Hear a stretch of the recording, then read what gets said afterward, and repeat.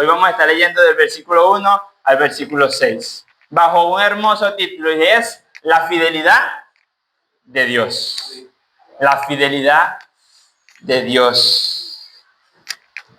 Si mi casa hablara, yo estoy seguro que dijera palabras como esta: ¿cuánto me tienes olvidado? Si mi casa hablara, las paredes dijeran: me tienes descuidado. Los cementos que aún están en mi casa dirían: me estoy poniendo duro porque no me has terminado de usar.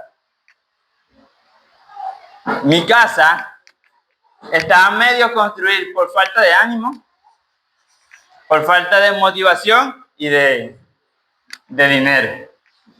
Hay paredes que necesitan ser frisadas, que necesitan terminarse. Gracias a Dios tengo mejores motivaciones esta vez y mejores recursos para terminar. Pero está a medio construir. Yo lo había dejado durante 3 años a media asta.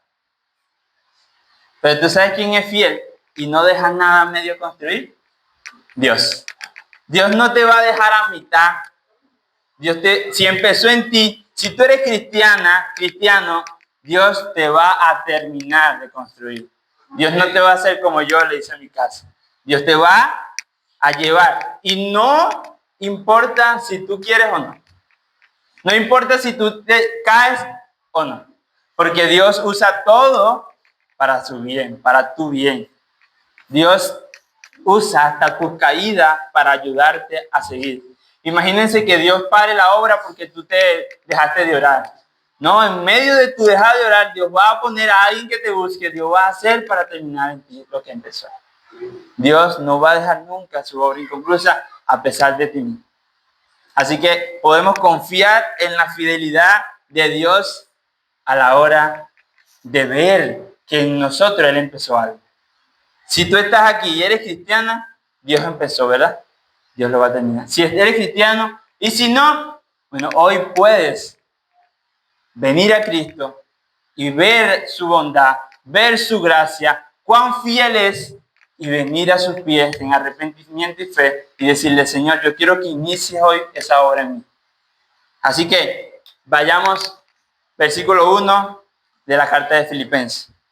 Dice así: Pablo y Timoteo, siervo de Jesucristo, a todos los santos en Cristo Jesús que están en Filipo, con los obispos y diáconos. Gracia y paz a vosotros, de Dios nuestro Padre y del Señor Jesucristo. Doy gracias a mi Dios siempre que me acuerdo de vosotros, siempre en todas mis oraciones, rogando con gozo por todos ustedes, por vuestra comunión en el Evangelio desde el principio, desde el primer día hasta ahora, estando persuadido de esto, que el que comenzó en vosotros la buena obra la perfeccionará hasta el día de Jesucristo. Dios no deja nada incompleto. Ahora, veamos el versículo 1 en primer lugar. Nuestra primera enseñanza de hoy va a ser identidad y posición. Identidad y posición. Cristo no solo empezó en nosotros, sino que nos da una identidad y una posición. Vean conmigo el versículo 1. Pablo y Timoteo, siervo de Jesucristo, ¿a quiénes? A los santos en Cristo Jesús. A esto es lo que Pablo se dirige su hermosa carta. Esta carta, como bien vimos la semana pasada, se trata de ¿qué? A ver, ¿quién me dice? Del gozo que hay en Pablo. Por causa de que esta iglesia lo estaba ayudando, siempre lo estuvo ayudando, lo estuvo sosteniendo, y lo vamos a ver en el versículo 4 y en el versículo 5, pero más adelante. Ahora, vamos a ir desde el versículo 1 caminando con esta carta. Como le dije, no tengo apuro, no tengo ningún tipo de andar apurado, de saber si terminamos hoy o no, sino que quiero que se vayan a su casa con una sola idea en la mente: Dios es fiel y empezó en mí y lo va a terminar. Lo que empezó en mí lo va a terminar. Si hoy no hay más nada, quédense con eso. No se les olvide ese detalle, la fidelidad de Dios. El que empezó en ti lo va a terminar, hermanos. Ahora, nuestro primer punto, nuestro primer versículo, ¿cómo era? Identidad y posición. Pablo y Timoteo, siervos de Jesucristo, a todos los santos. Pablo tenía en mente una cosa, el propósito de unificar a la iglesia bajo una identidad, y es santos. Porque en el tiempo donde Pablo está escribiendo esto, y a la iglesia a la que Pablo le está escribiendo esto, ¿sabe qué era? Romanos. Y la mente romana, ¿tú sabes qué tenía? Clases sociales. Nosotros somos ciudadanos, tú eres un extranjero y el otro es un esclavo. ¿Qué hizo Pablo? Dijo, no, todos son iguales en Cristo. Todos son catalogados de la misma manera, santos. Y es importante esta palabra porque es ágil. ¿Sabes quién más es santo? Dios. Dios da su nombre a su iglesia. Dios dice, yo soy santo y mi pueblo es santo. Pablo dice, ustedes son santos. Y esta palabra es apartado, seleccionado. Y qué hermoso que ya no tienes tu propia vida para vivir para ti. Dios empezó en ti, ¿cierto? Te apartó a ti y te consagra a ti para algo. Y eso es donde vamos a ir caminando en esta carta. Vivir una vida de gozo necesita empezar entendiendo cuál es tu identidad. Si tú no eres cristiano, tú no puedes experimentar este gozo tan maravilloso. Puedes hacerlo si ves hacia Cristo y te arrepientes. Pero este gozo es exclusivo. Los creyentes en Cristo son santos. Son santos. Esa es nuestra identidad. Pablo no espera al final de la carta para decirle, Filipenses, ustedes son santos. No, es que inicia identificándole a toda la iglesia como santos. Y es importante otro detalle. Vean el versículo 1. Los santos en Cristo Jesús. ¿Con quién? ¿Con quién? Con los obispos y diáconos. Obispos es pastores. En Hechos 20, Pablo le dice a los ancianos, le dice, Dios los ha puesto para apacentar la grey, en la cual los ha puesto como obispos, o sea, supervisores de ellos. Pablo no lo deja a media. Pablo dice, tanto como los pastores, los diáconos, los líderes de la iglesia, no son superiores. No son una clase más alta que los demás hermanos. ¿Se dieron cuenta? La palabra con dice, están en Filipos con los, no dice exactamente, no dice cómo, no dice bajo la orden, bajo el mandato, bajo los pastores, bajo los obispos y diáconos, bajo los líderes. No dice eso, dice con, de igual. ¿Por qué? Y vean el detalle, porque Pablo no deja nada suelto. ¿Tú sabes por qué él lo incluye? Porque si él, que es el apóstol, mira cómo se nombra, siervo de Jesucristo. Desde lo más alto, dice, yo me pongo en servicio de ustedes. ¿Y se acuerdan quién es ese? No solo es Pablo. ¿Qué dice Cristo? Yo no he venido para qué. Para ser servido. Yo he venido para servir y dar mi vida. El mejor, el más alto ya viene sirviendo. Pablo, que es enviado de Jesucristo, viene sirviendo. Y los pastores, a la misma altura de los santos.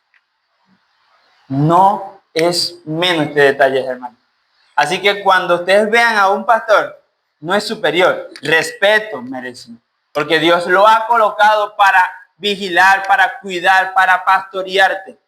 Pero no es superior a ti en dignidad delante de Dios. Es de la misma dignidad. Y se debe en servicio a la iglesia. Se debe en servicio a la iglesia. No es que la iglesia le sirve a los pastores. Los pastores sirven a la iglesia. Se dan por la iglesia. Es más, si hay alguien que tiene deseo de corazón de pastorear a la iglesia, hermano, empiece por aquí. Empiece sirviendo. No empieces intentando ser arriba, que de ahí no vas a llegar a ningún lado. En segundo lugar, versículo 2, vamos a ver lo que Dios nos da diario, la provisión diaria, nuestra segunda enseñanza. Lo que nos permite ver nuestra segunda enseñanza es que Dios nos provee diariamente de algo. Versículo 2. Gracia y paz a vosotros, de Dios nuestro Padre y del Señor Jesucristo. En primer lugar, gracia. ¿Por qué la gracia va primero que la paz? Porque tú y yo, que somos cristianos, nunca llegamos a tener paz con Dios antes que haber sido alcanzados por la gracia de Dios. Si la gracia de Dios no te alcanza primero, no te salva primero, tú no puedes tener paz con Dios. Por eso es que muchos tienen falsa paz. Incluso habían falsos profetas en el Antiguo Testamento que decían, paz, paz. Pero en realidad no era una falsa paz. Porque si no vas delante de Dios primero en arrepentimiento, Dios te concede su gracia, tú no vas a recibir una verdadera paz delante de Dios. Y la gracia te permite ese motor de la salvación. Pero la paz es la que te permite internamente confiar en Dios. Como Pablo se lo dice más adelante a los Filipenses en el capítulo 4. ¿Qué le dice? Que la paz de Dios, ¿qué? Exactamente. ¿Para qué? Para que los guarde. Una paz que sobrepasa todo entendimiento. Esa es la única forma de comprender esa paz. La única forma de recibir la paz que sobrepasa tu entendimiento, que tú no sepas cómo es que te sientes bien, aunque esté pasando lo que esté pasando, es porque primero recibiste la gracia y la paz fue como resultado de esa gracia. Ahora, es importante porque parece que es un simple saludo, versículo 1 y versículo 2. Pero ven lo rico que hay ahí, lo hermoso que tiene esto. Y no es lo único, hermano. Porque, de manera por debajito, Pablo mete otra cosa.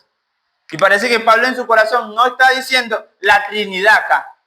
Pero ¿a quiénes incluye? Como portadores de lo que Dios te da diario, una gracia y una paz. ¿Al Padre solo o a los dos? Los incluye a los dos, pone a Cristo a la misma altura del Padre. Si alguien tenía duda en la iglesia de Filipenses, o si aquí alguien tiene alguna duda de que Jesucristo también es igual Dios, esto lo quita en medio. Dice, gracia y paz a vosotros, de Dios nuestro Padre y del Señor Jesucristo. De la misma esencia que el Padre. Da la misma gracia y paz que el Padre. ¿Es o no es maravilloso esto? Es increíble, es algo que debería demostrarnos el gozo que Pablo lleva en sus palabras. Es lo que Dios provee diario, es una paz que te va a sobrepasar tus entendimientos. Si tú comprendes esa gracia, la paz fluye dentro de ti, haciendo calma en medio de la angustia. Es impresionante cómo los niños y algunos adultos, teniendo su familia entera aplastada debajo de los escombros, y hay que hacer leña todavía de eso, porque sigue pasando. Hay que mencionarlo, hay que seguirlo hablando, porque parece que muchos ya se le olvidó y aún siguen familia, pero siguen familia confiando en Dios. Aunque toda su familia murió aplastada ya, toda su familia está debajo de los escombros, y yo decía, Dios sabe. Dios sabe. ¿Y a cuántos cristianos se les parte una uña y ya quieren negrar de Dios? El niño, chicos. El niño se le desobedece y ya no quieren ni siquiera saber de Dios. No le planchan una ropa y ya no quieren venir a la iglesia. Espero que aquí no hay, yo creo que no hay. Pero la paz que sobrepasa todo entendimiento es lo que Dios produce de medio de la gracia. En tercer lugar, yo quisiera que viéramos un gozo desbordante por un compromiso constante. Versículo 3 al 5. Doy gracias a mi Dios siempre que me acuerdo de vosotros. Siempre en todas mis oraciones, rogando con gozo por todos vosotros, por vuestra comunión en el Evangelio. ¿Desde dónde? Desde el principio, desde el primer día hasta hoy. Pablo muestra que él sostiene un gozo desbordante. ¿O no ven el versículo 3 y 4? Véanlo conmigo. Necesito que vayan al texto y vean. Doy gracias a mi Dios siempre. ¿En dónde? Que me acuerdo de vosotros. siempre, en todas mis oraciones, rogando con gozo por todos ustedes. En primer lugar, la fuente por la que Pablo da gracias siempre no era que los filipenses les ayudaban. Porque si alguien te ayuda, siempre te está dando, te está manteniendo, sustentando, ¿tú a quién le darías gracias? A los filipenses, ¿verdad? Pero Pablo no hace eso. ¿A quién le da gracias en el versículo? ¿Quién es la fuente del agradecimiento de Pablo? A mi Dios siempre. Que sea Dios la fuente de tu agradecimiento. Y no sea un hermano. Porque cuando confías en el hombre, citas el versículo famoso de que maldito el hombre que confía en otro hombre, porque el hombre no te puede salvar. Pero cuando confías en tu Dios y en Él agradeces y no esperas dádiva de un hombre, pero sabiendo que Dios usa hombres para ayudarnos. Porque Dios usó a los filipenses y por eso Pablo dice, doy gracias a mi Dios siempre. ¿Cuánto dura tu agradecimiento? ¿Cuánto dura nuestro agradecimiento? El momento que te dan lo que te ayuda. Hermano, y permítame citar de nuevo esto. ¿Tú sabes cuánto dura el agradecimiento de la gente que ha sido ayudada? Hasta que está cómoda. Pero todos aquellos que tienen a Dios en su vida, su agradecimiento no escasea. ¿Qué dice? Siempre. Siempre. Por ustedes, por la iglesia de Filipo, que lo estaba ayudando constantemente. Y por eso, el versículo 4 dice, siempre en todas mis oraciones. Y empieza diciendo siempre en todas sus oraciones. ¿Quién ha pasado un día sin orar? No me levanté la mano que la levantar casi todo, hasta yo la levantaría. Pero, ¿quién ha pasado un día sin orar, pero además sin rogar con gozo? Vean el detalle, miren el versículo 4. Siempre en todas mis oraciones rogando. Verdaderamente, Pablo diría, siempre en todos mis ruegos rogando. Cuando alguien ruega, lo hace por necesidad, ¿verdad? Porque está necesitado. Porque te duele algo. O porque está en angustia y dice, ¿qué hizo Jonás cuando estaba en angustia dentro del pez? Oró a Dios, rogó a Dios. Pero Pablo no está rogando porque necesite algo. ¿Se dieron cuenta en el versículo? ¿Que con qué ruega? ¿Con qué? Con gozo. Eso parece un paradójico.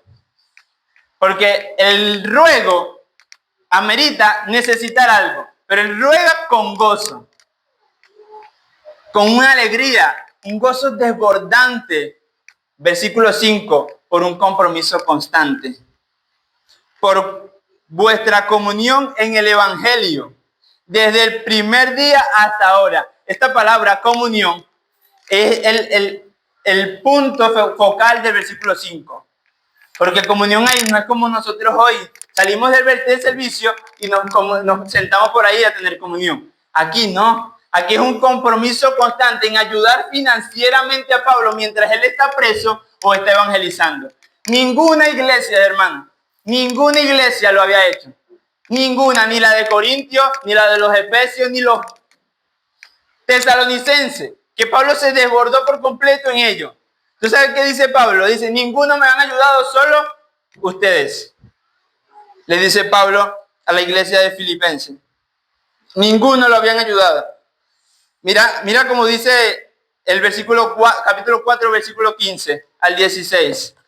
Dice, y sabiendo también vosotros, oh filipenses, que al principio de la predicación del evangelio, cuando partí de Macedonia, ninguna iglesia participó conmigo en razón de dar y recibir, sino vosotros solos. Y versículo 16, ¿qué dice?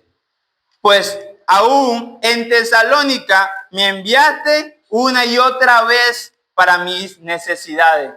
Por eso Pablo tenía un gozo desbordante por esta iglesia y diferente a todas las demás.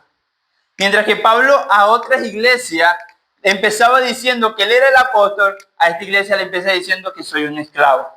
Mientras que Pablo a las otras iglesias no mencionaba a los pastores, en esta iglesia menciona a los pastores. Y es un detalle que Pablo no lo deja al azar, porque como no lo hizo con ninguna iglesia, en esta iglesia los pastores eran de fiar. ¿Sabes por qué? Porque parecía que en la iglesia de Corintios los pastores no eran de fiar. Los pastores incluso menoscababan el ministerio apostólico de Pablo. Y Pablo tiene que certificarlo y aclararlo y demostrarlo. Mientras que con esta iglesia no le hace falta. Incluso mete en esta carta a los pastores y diáconos, mostrando su amor y fidelidad. Por eso es que estos pastores eran confiables, daban siempre a Pablo la ayuda. Mostraban su coinonía con Pablo. Esta palabra, como les dije, coinonía no solo es amistad, sino compromiso mutuo en ayudarte financieramente. Eso es lo que consiste esta palabra. Financieramente, no es una ayuda, que te vaya bien, yo oro por ti. Por eso es que yo no comprendo la ayuda sin la acción. Pablo, Juan, ¿qué dijo? Amar no solo de palabras, sino de ¿qué? Hecho y verdad. Cuando tú ves a alguien necesitado, tú dices que te vaya bien y ya. Hermano, como dice Santiago, ¿qué dice? Que cuando alguien venga a ti y necesite algo, tú dices, no, ven paz, que Dios te va a ayudar. No, de ropa, lo cobija, lo da lo que necesita. Porque si no, tu fe está muerta. Tu fe es vana. No tiene ninguna obra que la sustente. Pero esta iglesia no. Esta iglesia no era una fe muerta la que tenía. Era una ayuda constante. Una y otra vez, dice Pablo. Una y otra vez. Por eso, hermano Manuel, Pablo dice que en las otras iglesias trabajaba con sus manos. Y ese era su orgullo, porque estos no venían a decirle nada. Pero en esta iglesia no. En esta iglesia ni siquiera tenía que esforzarse con sus manos, porque ella da y recibe. Pablo le da los dones, Pablo le habla el evangelio, y ellos son recíprocos en darle de lo que ellos tienen. Y ojo, esta iglesia no era una iglesia millonaria. Es una iglesia que estaba siendo perseguida desde adentro y desde afuera, mencionado la semana pasada. Desde adentro y desde afuera. Pablo una y otra vez mencionó que los corintios no lo ayudaban.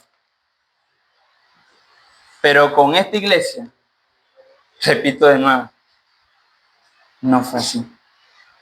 El versículo 5, por vuestra comunión en el evangelio. ¿Desde cuándo, hermanos? Desde el primer día. Esta iglesia no supo una vez estar sin ayudar a Pablo. Desde el principio hasta el final, Pablo tenía un gozo desbordante absoluto por esta hermosa iglesia, Columna y Baluarte a los filipenses. Pablo no era alguien que, incluso a los tesalonicenses, ya le dijo, yo no he venido para ustedes con lisonjas. Él no lisonjeaba a nadie, pero a esta iglesia le agradece. Le escribe una carta y le envía con gozo por esto. Es que el tema del gozo, el motivo de enviar esta carta era que el gozo de Pablo en esta carta era, ustedes han sido conmigo como nadie más lo ha sido. Por eso envía con Epafrodito esta carta. Y la reciben con gozo. Y posiblemente hubo más correspondencia entre ellos. Pero Pablo mantiene palabras que van en crecimiento, en creciendo. Versículo 6. Versículo 6. La fidelidad de Dios. Aunque no había recibido ayuda de ninguna otra iglesia, Pablo dice que esta sí lo ayudó. Versículo 5, versículo 6. Estando persuadido de esto. ¿De qué, hermanos? ¿De qué Pablo? Véanme a mí. ¿De qué Pablo estaba persuadido? De que Pablo estaba seguro, porque es lo que significa esa palabra, de una cosa. Y su confianza no radicaba en la fidelidad de los filipenses, no radicaba en su seguridad personal. ¿En qué radica la seguridad de Pablo? Versículo 6. Que el que comenzó en vosotros la buena obra, ese Él, ¿quién es? Dios. Dios empezó en ellos una obra magnífica. Y la obra es la de salvación. No es para que ellos estén bien, porque estaban siendo perseguidos. No es una obra para que estén cómodos, como muchos cristianos piensan hoy que van a estar cómodos porque son cristianos. No. El hermano acaba de decir que bienaventurados los que reciben persecución. Tú no vienes a ser cristiano para estar cómodo. Si lo pensabas, bueno, ya sabes que no. No vienes a ser cristiano para no tener ningún tipo de persecución, sino que desde todos los ángulos eres bienaventurado porque si eres perseguido. Y debes gozarte que Dios empezó una buena obra. Dios es el autor, el que inicia. No fuiste tú el que viniste a los pies de Cristo porque tú querías, sino porque Él te trajo. Es más, Él te trajo hoy. Él te trajo hoy. Si Él te trajo hoy, ¿para qué? Para iniciar una buena obra en ti. Pero si los que ya están aquí son de Cristo, te trajo hoy para continuar haciendo la obra que ya empezó en ti. Y gózate en eso. Alégrate en eso. Gozaos y alegraos, dice el Señor. Pablo dice que la obra la va a perfeccionar ¿hasta qué día, hermanos? Hasta el día del versículo 6, al final. Hasta el día de Jesucristo. ¿Qué día es ese? ¿Cómo? Su venida. Hermanos, es el equivalente en la boca de Pablo de los profetas del Antiguo Testamento. ¿Saben qué decían los profetas del Antiguo Testamento? El día del Señor, grande y temible. Bueno, es el equivalente. ¿Tú sabes cuántas veces aparece en la carta de Filipenses? 6 veces, 3 directas y 3 indirectas. Veámoslo. Versículo 6 del capítulo 1. Ya lo estamos viendo. Hasta el día de Jesucristo. Versículo 10 del capítulo 1. Para que aprobéis lo mejor a fin de que seáis sinceros e irreprensibles para el día exacto. Filipenses 2:16. Dice, asidos de la palabra de vida para que en el día de Cristo, versículo 3 del 20 del capítulo 3, mas vuestra ciudadanía está en el cielo, de donde también esperamos al Salvador, el Señor Jesucristo, haciendo alusión a la venida de Cristo. Versículo 5 del capítulo 4, vuestra gentileza sea conocida a todos. ¿Qué dice el Señor? Hace 5 alusiones prácticamente directas, pero en total hace 10 en toda la carta, hace 10 menciones indirectas acerca de la venida de Jesucristo. Eso no es importante en la carta, pero no solo quiero que vean la importancia, mis amados. ¿Tú sabes qué quiero que vean? Que Pablo en su mente tiene la intención que la iglesia comprenda que no hay un verdadero gozo si tú no tienes la mente enfocada en la venida de Cristo. Porque si tienes la mente enfocada en los bienestares de aquí y no en la gloria venidera, de donde es nuestra ciudadanía y de donde esperamos nuestro Salvador, nuestro gozo va a fluctuar, va a ir y venir. Cuando estemos bien, gozosos. Cuando estemos pasando por crisis, molestos molestos contra los hermanos, molestos contra Dios. Pero cuando tú entiendes, Pablo termina diciendo que la perfección de nosotros será hasta el día de Jesucristo y no lo deja al azar. El día de Jesucristo es mencionado en esta carta 3 directas, 3 indirectas y 10 veces en total hace alusión. Y se lo quiero mencionar como a modo de ir finalizando este tema, este sermón. Veamos, en primer lugar ya lo hemos visto, que es el versículo 6. Pablo expresa su total confianza en que Dios, quien comenzó la obra de salvación en los creyentes, la continuará perfeccionando y guiando con un límite de tiempo claro en mente, hasta que se cumpla el día de Jesucristo. Filipenses 1:10. Pide en oración que los cristianos sean sepan discernir lo mejor, con el propósito de presentarse completamente limpios, puros y sin tropezo delante del día de Jesucristo. Filipenses 1:11, Pablo también hace algo, y es que muestra que ese día debemos llevar frutos. ¿Lo ven en el versículo 11 del capítulo 1? Muestra que no debemos ir con las manos. ¿Y los frutos son de qué? De uva y de manzana. No, frutos de justicia. Y esa justicia no viene de nosotros. Esa justicia viene de entender la voluntad de Dios y caminar en el propósito de Dios. Si Dios te dice ve y vas. Habla y hablas. Toda la obra a la cual Dios nos diseñó para estar en ella. De eso hay que vivir nosotros. Para tener justicia que llegar delante de Dios. Pero Pablo no solo lo deja en el 11, también lo hace en el 1:28. Y quiero mostrarle la secuencia de los capítulos, cómo Pablo va llevando. Dice el versículo 28. Y en nada intimidados por lo que se oponen, que para ellos, ¿qué? Ciertamente es. Exactamente. Más para ustedes, o los filipenses, en primer lugar, de salvación. Y esto de Dios. Versículo 10 del capítulo 2, hermanos. Vean los detalles como Pablo va mencionando el día, lo que alienta el gozo de nosotros.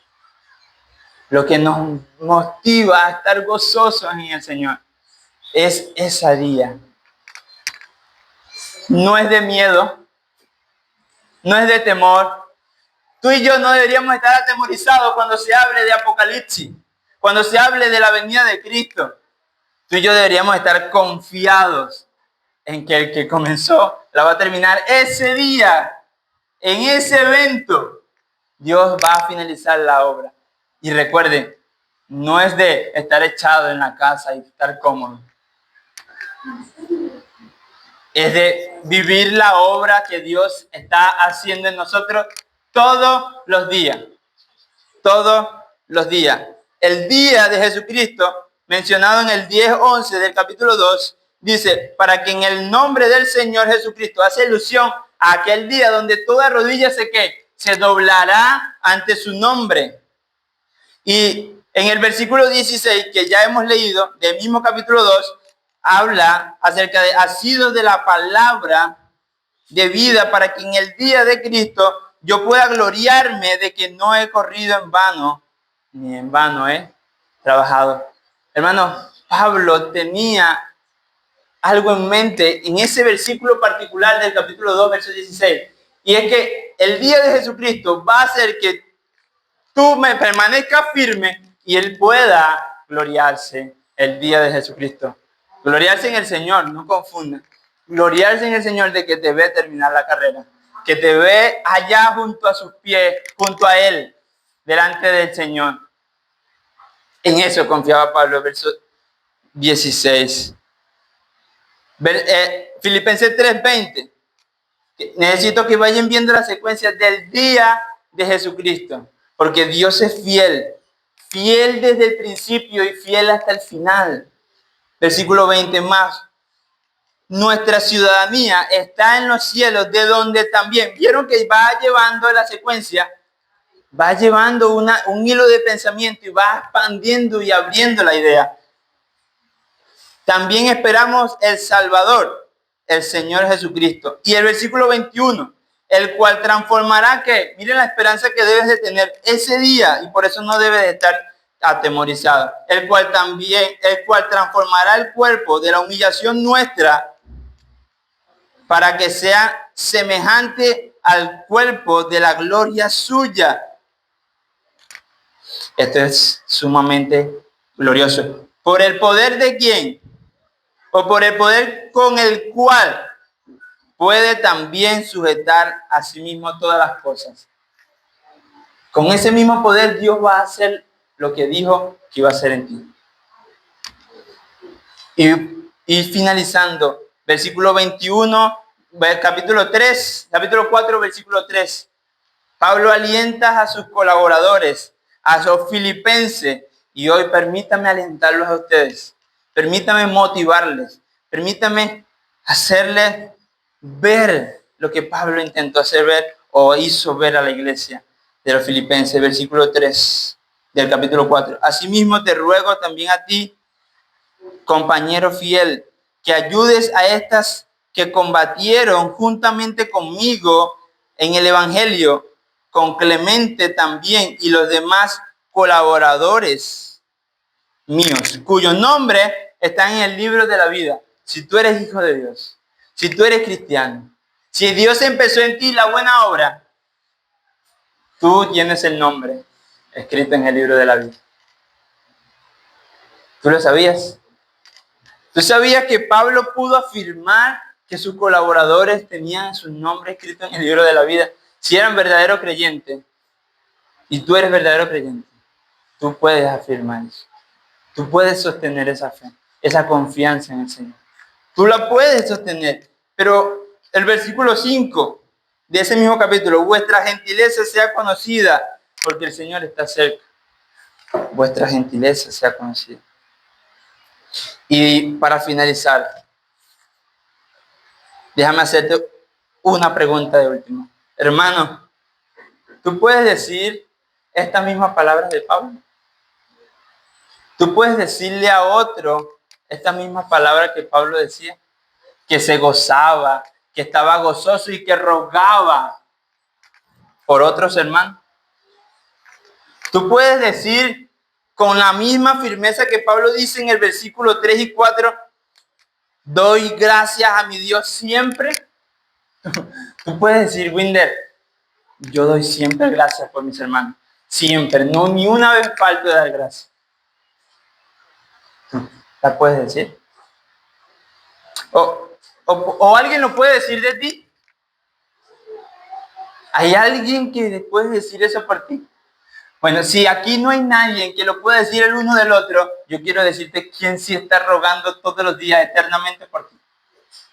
Y es el Señor Jesucristo. Él intercede perpetuamente por ti. Él no ha dejado de hacerlo. Si algún hermano cesó, si algún hermano se cansó, Él no se cansa. Él no ha dejado de hacerlo. Así que gózate de la fidelidad de Dios. Aliéntate y decir, oye, voy flaqueando. No importa tu flaqueza, Dios sigue obrando. Dejé de orar hoy, no importa, mañana Dios te va a poner en ti el querer como el hacer para que ores. Dejé de leer la Biblia. Yo creo que eso tenemos testimonio para rato. No importa, porque cuando vuelvas a tener ganas, no te gloríes. Porque es Dios quien está poniendo en ti ese deseo. Y gloríate en Dios en eso. Gózate en Dios en eso. Por favor, quisiera terminar de pie. Puedan ponerse sobre sus pies.